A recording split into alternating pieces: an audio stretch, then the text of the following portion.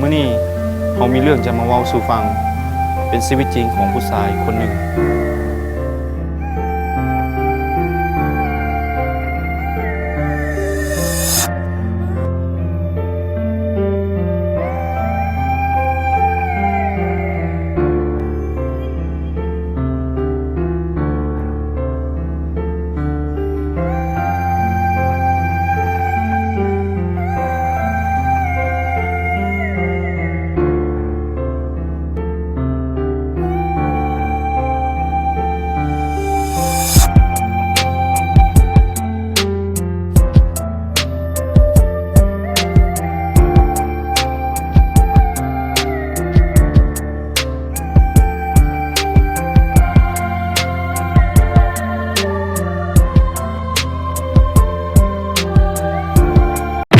ฮัลโหล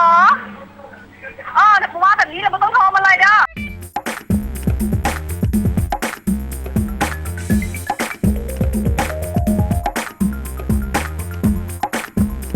น่าเชื่อเลยว่าสิ่งน้อยๆเพียงสิ่งนี้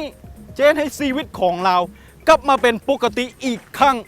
และยังเฮ็ดให้การขับขี่มีความปลอดภัยหลายขึ้นอีก